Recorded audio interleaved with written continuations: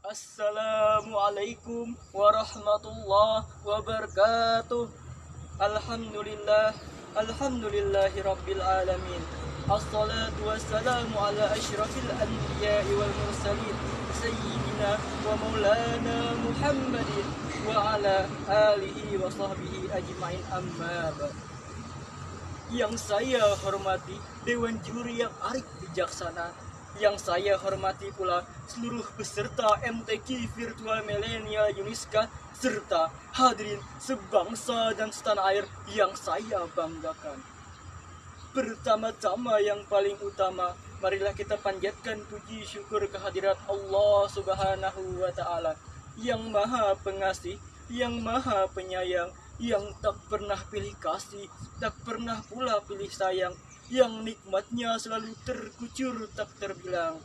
Dan karena nikmatnya itulah kita dapat mengikuti MTQ Virtual Millennial Uniska ini.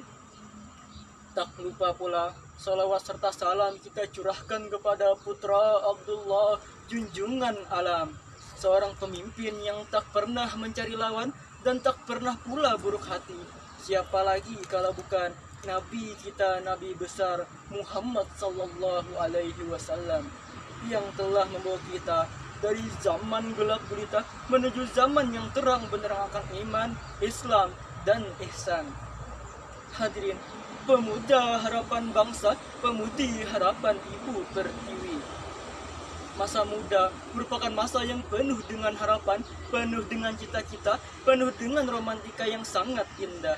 Keindahan masa muda dihiasi dengan bentuk fisik yang masih kuat, berjalan masih cepat, pendengaran masih akurat, pikiran masih cermat, kulit wajah indah mengkilat, walaupun banyak jerawat, tetapi tidaklah gawat, karena banyak obat di toko-toko terdekat.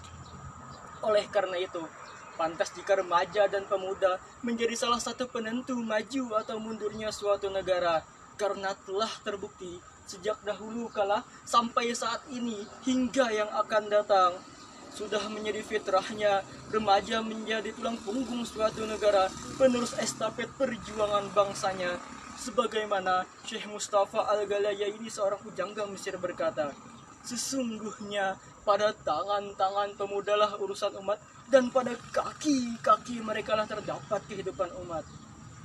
Mengingat betapa pentingnya mewujudkan generasi yang unggul, inovatif, dan berjiwa Qur'ani, maka pada kesempatan yang baik ini, izinkan saya mengangkat sebuah tema, membangun generasi Qur'ani menyongsong masa depan gemilang, yang berlandaskan firman Allah dalam Quran Surah An-Nisa ayat 9 yang artinya, dan takutlah kepada Allah orang-orang yang meninggalkan di belakang mereka anak-anak yang lemah, dikarenakan khawatir terhadap kesejahteraan mereka.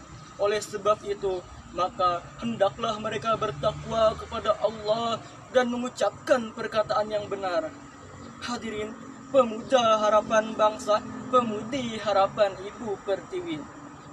Imam Hafiz Imanuddin Abu Al-Fida Ibnu Katsir dalam tafsir Al-Quranul Adzim menyebutkan bahwa menurut riwayat Ibnu Abbas, ayat ini turun berkenaan dengan seorang orang tua yang mewasiatkan kepada anaknya sebuah wasiat yang dapat mendatangkan mudarat baginya.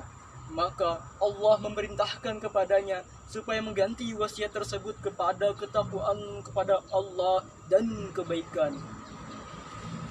Hadirin, pemuda harapan bangsa, pemudi harapan Ibu Pertiwi.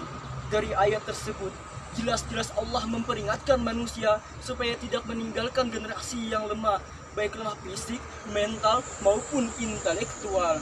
Karena hal tersebut dapat menyebabkan kemunduran. Apabila generasi muda kita memiliki kelemahan dalam hal tersebut, maka mereka akan mudah terhanyut dalam gelombang kemerosotan moral yang disebabkan oleh pergaulannya semakin bebas dan penyalahgunaan media. Karena modal utama mereka dalam membentengi diri ialah tingkat intelektualitas serta pemahaman akan manfaat dan mudarat dari sebuah pergaulan dan media, sehingga mereka dapat terbebas dari taklid buta alias terbebas dari budaya ikut-ikutan. Mendiang Profesor Dr. B.J. Habibie pernah mengatakan, setidaknya ada 5 kelemahan yang harus kita hindari, yakni lemah harta, lemah fisik, lemah ilmu, lemah semangat hidup, dan yang paling berbahaya, lemah akhlak. Apabila 5 kelemahan ini melekat pada generasi muda kita, maka mereka bukan lagi sebagai pelopor pembangunan, melainkan malah menjadi virus pembangunan, penghambat pembangunan, bahkan penghancur pembangunan.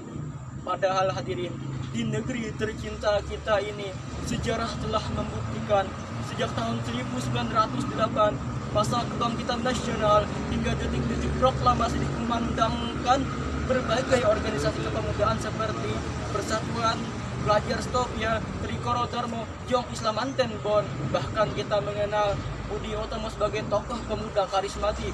Mereka semua menjadi the grand old man. Istilah Bung Karno menjadi Stoutgeber, bahkan the founding father, pendiri, penggerak yang mampu merebut kemerdekaan.